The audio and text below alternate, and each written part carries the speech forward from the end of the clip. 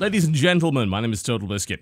2014 was a bit of a stressful year, as you're probably aware, and that is not over yet. We've got several more months ahead of various medical things which are going to get in the way of producing content. As a result of that, and other factors, there are various high-profile titles that came out last year that I didn't look at.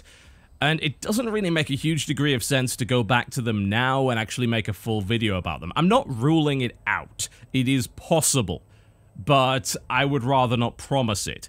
Thing is, I played quite a bit of all of these, and it does seem a little pointless not to at least give some sort of opinion on them. So I decided to do a little bit of a New Year's cleanup and talk a bit about some of the major releases from last year that I did play but didn't actually cover, and give something of an opinion based on how much I actually played them.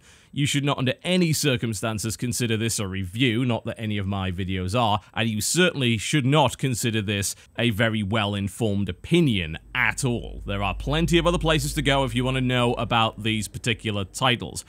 But it just seems for the sake of completeness that we should talk about them anyway. So, let's do just that. Here's a list of stuff from last year that I did play but didn't cover, and here's a little bit of discussion about all of them.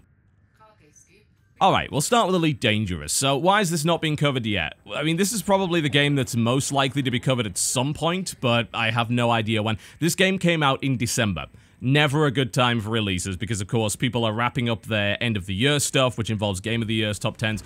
A lot of fairly big pieces of content that require quite a lot of work and also bring in a lot of views. So the priority in December, which is usually a fairly quiet time for game releases, is to do that. It's not to cover a gigantic space epic. And as a result, Elite Dangerous came out, and I played some of it, but I have nowhere near enough information to form a real cogent opinion on it as of yet. But I can tell you a little bit about what I did play, and the fact that I want to play more of it. The reason I want to play more of it is because this is a real simulator. It doesn't cut out any of the boring stuff, and I think actually that's one of the key aspects of a simulator. It simulates, and in doing so it's got to also simulate the things which some people consider boring. And a prime example in Elite Dangerous is the notion of parking. I mean, you have to dock manually with a space station. I believe it's possible to get a docking computer, but you've got to start by docking manually with the station. You have to line up your spaceship, and you have to spin it at the same speed as the station to make sure you can actually make it through the rectangular door. Why they don't just make a bigger door? Nobody in that universe knows. No idea. But I can tell you why from a game design standpoint. It's because that's the same shape as the hangar bay doors from the original game, and docking in that game was a challenge. They aimed to replicate that particular experience, but it's a hell of a lot easier because these days we have advanced flight sticks and spinning at the same speed is not particularly hard, whereas back then with the keyboard it was bloody difficult. So you have to fly through this door, but don't do it before you actually request docking permission, because otherwise you'll be in big trouble. And then find your assigned docking pad and land on it, which again takes a little bit of time. You can crash and destroy your ship. You can get fined if you crash into other things. These are all the kind of things that modern game design theory would say you don't put this in because you're wasting the player's time. It's absolutely pointless. And you certainly don't invest a lot of development time simulating the whole process. But it's essential in Elite. I really feel like it adds to the overall experience. It's a space simulator. I mean, people have described this as being Euro Truck Simulator 2 in space, and they're by no means wrong. I mean, it is a game which involves a lot of traveling. It's a game that involves a lot of downtime, and simultaneously that's kind of the beauty of it, because you are simulating the life of a space captain, warts and all. And frankly, the traveling is a little bit relaxing, honestly. I mean, flying through this beautiful universe in this wonderfully simulated cockpit where you can look around all over the place, you can even see the movements of the joystick represented in game, you can bring up panels to the side of you and access information, hail people. It really is a space commander's dream. It's the sort of thing that I, as a kid, would have dreamed of doing when I was drawing imaginary spaceship cockpits inside of giant cardboard boxes, which I'd play in for hours. That's really what a lot of the Elite experience is, and you might argue, well, that's quantity over quality, the signal-to-noise ratio is just too damn high, this game doesn't respect my time. Well, yes, if you want high action 100% of the time, but that's not what Elite was ever about. I want to look more into it. There seems like there's some interesting content to be found, but simultaneously, it also seems like the sort of game that maybe needs a bit more, and once you get over this idea of simulating flying around, you might want a little bit more out of it. This may be a game that I'll look at properly in 2015 after a few updates. We'll see how it goes. Metal Gear Solid Ground Zeroes. Okay, well, I played a bit of it. I was going to do a port report on it, and then some things happened that day, and then the next day, and eventually by the time that I was getting around to doing the port report, I thought it's actually pointless. I mean, people already know that the port's really, really good, and that's perhaps the most important thing to note about Ground Zeroes. It's an excellent port, and it hopefully bodes well for the Phantom Pain, because it's running on the same engine. So that's an indication that these guys are taking PC seriously, which is wonderful. The thing about that game is that it is very short, and it's ludicrously overpriced for what it is. That said, it reminds me a little bit of the first level of Deus Ex, in the sense that there are many ways to complete the objective, and that gives it a certain degree of replayability. I wouldn't necessarily say that you could take the first level of Deus Ex and sell it, though, especially considering the first level of Deus Ex was the bloody demo, so you can't really get away with that, I think, in 2014, but it's sold, regardless. There is replayability, there are optional objectives and collectibles to be found, and they just modded a first-person mode into the game. The stealth seems extremely impressive. I mean, the game looks very good, the game plays well with mouse and keyboard, the combat is reasonable, the enemies are reasonably intelligent and act in the way that I would expect. I like the fact that losing the enemies is quite difficult, and you just can't slaughter all the enemies in an area and expect Command not to send more enemies in after you. They will search for you, they will look for you, and they do so fairly effectively. But it's hard for me to really drive my way through Ground Zeroes because, frankly, I know that it's a very short game and it doesn't have a huge amount of point to it, and I've actually already watched the ending because there was a bunch of controversy surrounding that, and it's very brutal. So I watched that ending, I know the storyline anyway, so I don't really feel the need to actually play Ground Zeroes. There's nothing in there that compels me to play the whole thing through and then go through it again. I'm pretty sure I almost beat it. I mean, it's not a very long game, but I went in guns a-blazing and essentially slaughtered everybody, which is actually not that hard at all. I was surprised, really, because I heard the Metal Gear Solid's a lot of stealth action, and you can't really do that, but evidently I could. I exhausted my silenced rifle, then just picked up the nearest assault rifle and just started gunning people down. I must have killed over 100 soldiers. So it wasn't exactly the stealth action experience, I think, that I was looking for there. But obviously I'm going to be playing Phantom Pain. I just don't necessarily feel the need to play the prologue for it. I think I'd rather play Metal Gear Solid 5 with the full toolkit available rather than this sort of limited demo thing that they wanted to sell people for some reason. It's also a game that's been out for ages and just got ported to PC recently, and I don't tend to prioritize those too much unless they're really, really good, like, say, Metal Gear Rising. I don't exclude them deliberately, I just don't really put them as top priority unless there's something really crazy and big. I mean, GTA 5 is obviously going to be very high on the list when that comes out, but I mean, a 2-hour prologue to Metal Gear Solid 5, Phantom Pain, yeah, you can read about that somewhere else. Dragon Age Inquisition. I'm still thinking about whether or not I want to do a video on this. I've put 58 hours into this game. That's more than, I think, almost any title, if not any title that I've done for WTF is. And yet, I still don't feel like I can properly critique it. I mean, it feels like I'm missing something. Like, it got so many Game of the Year awards, and everyone's like, this is incredible, what a return to form for BioWare, and I didn't get that from it. And that makes me feel like I just haven't played enough of it. But I've played 55 hours of it. I mean, if a game hasn't grabbed me 55 hours in, it probably is never going to. And the biggest reason is there is so much filler in that game. It felt like an MMO almost immediately. Once I got to the hinterlands, I got this very distinct, pungent aroma of MMO. And I've played them for God knows how many years. It's like, here's the hub area, a bunch of side quests, fetch quests, go here, get this. Oh, I'm encountering things with exclamation marks above them, better do that. There's things around here, better pick them. There are random mob patrols, better kill them. This seems very familiar, and it's not what I'm looking for in a single-player RPG. It's not what Mass Effect did. It's not what Dragon Age Origins did. Origins has these areas which are just about the right size. I mean, you could argue, especially in the case of the Fade, that some of them drag on for way too long, and maybe the Deep Roads outstayed its welcome, but there were a lot of handcrafted areas in that, some small, some large, and they did feel like they had this really big storyline backing them up, and that the quests were all driving you towards a particular goal. It did have some junk side quests, but Dragon Age Inquisition is full of junk side quests. Loads of them. They're really not interesting. And a lot of what Origins and Mass Effect did with its side quests is it bundled it up in some really compelling dialogue, which made the whole thing really intriguing. It also offered choices on a lot of the side quests as well.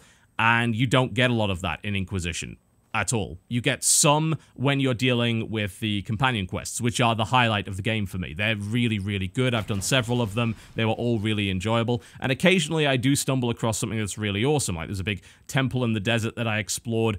But a lot of the lore seems to be delivered through text, and it's not delivered through either questing or actual interesting dialogue. And Origin's side quests were packed full of choices to be made, and Inquisition's really aren't. The combat's okay, but it's very easy, and as a result, I want to turn the difficulty up, but the problem is if I do that, I've got to use tactical mode, which is still not very good even after a patch on PC. It doesn't move around properly. I mean, for God's sake, the camera respects terrain. That means you can try and move the camera around and it can bump off obstacles. That should never happen.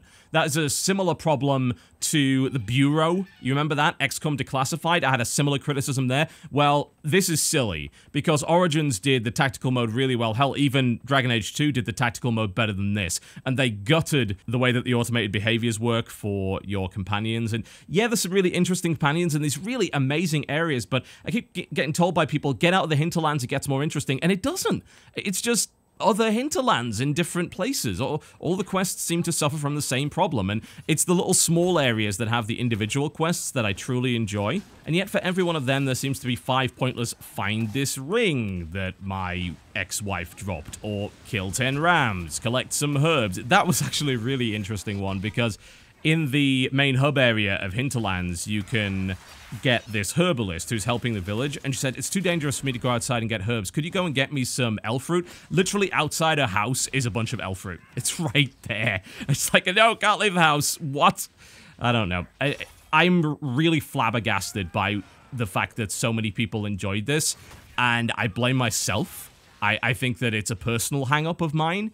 So I'm not going to call it a bad game. It just never grabbed me. It reminded me too much of MMOs without the progression of an MMO, where you feel like you're actually working towards a real goal. It's impressive on many levels, great writing, excellent cast of characters, probably the best that they've ever done in Dragon Age. I like them even more than the Dragon Age 1 characters. And it's got these amazing, huge areas, but there's nothing in them. They feel dead. And that's really disappointing. I'd prefer smaller, better scripted areas that tell a better story, and I don't think that Inquisition really manages that. This might be the last thing I say about Inquisition. I don't know. I might do a video on it, but people are starting to get sick of me saying it. I got people complaining. It's like, oh, well, stop talking about Inquisition. All right, then. I can do that. The crew. I barely have an opinion on this. Like, the crew bored me so much that it was really hard for me to even formulate a cogent criticism of it. It's a multiplayer racer where you can't race against other people until you've reached a certain part of the gated content. And what? That blew my mind in the first place. It's one of these, hey, you start off with a somewhat rubbish car, even though this car is clearly better than anything that you own in real life, and then you upgrade to ludicrous cars that no one would ever practically use, and do these various kinds of events and races across this giant open world, which sounds incredible when you think about it, but simultaneously, it really is just a set of roads. I'm not sure if I actually like street racing. I don't think streets are very interesting to race on, other than the fact that you can race through traffic, but if you can't crash into them in hilarious fashion a la Burnout, what's the point? It's one of those games that feels like you need a bunch of special abilities to make it interesting, like Need for Speed Hot Pursuit, and yet it doesn't have any of those things. It's just got a standard nitro. I really am not that big a racing game fan, and the crew didn't change my mind on that. The story is astonishingly stupid, to the point where I ignored as much of it as humanly possible. And again, it feels like an MMO, but the amount of player interaction is so minimal. I mean, it was even hard just to get one person to help me with a race, and a lot of that is a bit pointless. You get a bunch of people in to help you with a co-op race, but there's only certain race types which really seem to benefit from that, like the pursuit, the raid race, or whatever it is, where you have to ram someone's car through it. It's helpful to have more than one person there, because the AI is, quite frankly, BS. I mean, this thing rubber bands constantly to give you a challenge, whatever that means. But it also renders upgrading your car fairly pointless, because the AI will always be able to keep up with you regardless of what car you're bloody well driving.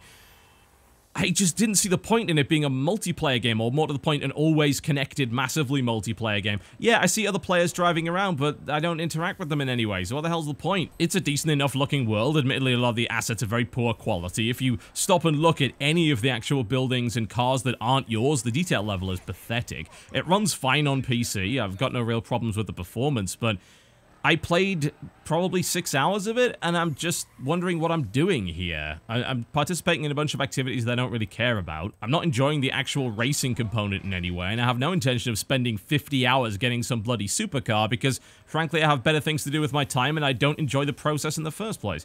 So, yeah, I mean, that was the crew for me, and I just sort of gave up because, really, if you're asking me to do first impressions on something that has a big progression curve like that, then really I want to at least get on a few rungs of the ladder before I even attempted to make such remarks, and I couldn't be bothered. That's how uninspiring the crew is to me. I couldn't be bothered to criticize it.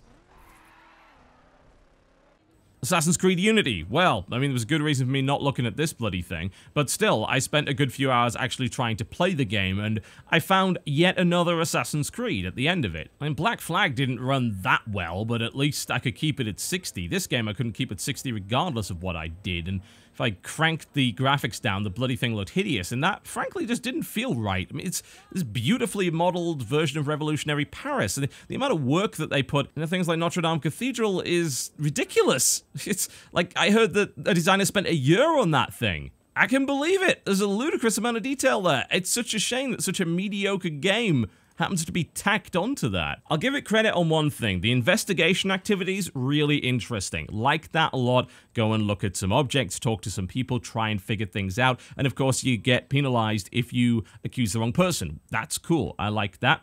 That was what I spent a great deal of time doing. Outside of that, though, same old bloody combat system, same old bloody parkour, same old bloody Assassin's Creed nonsense. Oh, please, please, please reinvent that series. I mean, why would you take the most interesting part of the game out? There's no boats! I mean, God, you gave us 2 games with boats. One of them wasn't incredible, but it had boats in it regardless, and now I don't have any boats! What have you got to replace the boats? French people! No! Now, you might have noticed that something a little bit strange is going on in the background. What's with all that flickering? Yes, if you can actually believe it, Ubisoft managed to break the game even more on PC. Incredible. On December the 17th, they released a patch 1.4, which managed to break SLI. SLI and obviously crossfired graphics cards are the only way to run this game in an acceptable frame rate if you want to use higher detail settings. Now, almost every water texture in the game flickers madly, making the game annoying to play at best, unplayable at worst. And bear in mind, this patch is automatic. You have to patch it in order to play the game on Uplay. December the 17th, it's now the 11th of January, and this hasn't been fixed yet. It is a joke. Lords of the Fallen. Alright, I actually spent a lot of time on Lords of the Fallen, and I just wasn't able to make a video. It came around at the wrong time, and unfortunately that game has these performance issues which just prevented me from recording at 60 frames per second regardless of what I tried to do. And this was around the time when 60 FPS launched, and I wanted Lords of the Fallen to be my first 60 FPS video, and I tried for days. Hell, I tried it on 2 PCs. I built my new one and then tried it on that. Still couldn't keep the damn thing at 60. And the game crashes quite a bit as well, so I was like, I just can't be bothered. I put 13 hours into Lords of the Fallen, and I enjoyed most of my time with it. I don't think it captures the essence of Souls. I think it's trying too hard to be Dark Souls. Yes, it got the combat right. Yes, it got the bosses right. And it's a gorgeous-looking game with some really interesting art design if you're into the Blizzard giant pauldrons, completely over-designed swords thing, which I am. But outside of that, it's actually a highly linear game. The sense of exploration from the Souls games isn't there, and the sense of foreboding when you move into a next area really isn't actually there either. It's challenging enough. Yes, I died quite a lot. But Dark Souls is a game that actually intimidates me. It scares me. In many ways, it's a horror game. You're terrified of what's going to be around the next corner. In Lords of the Fallen, you never really are, and that's probably because you are a giant armored tank of death with a sword larger than a farmer's cottage. That probably has something to do with it. It's not a bad action RPG, and I think if they can actually fix the problems with it, then it will be worthy of buying, certainly on sale.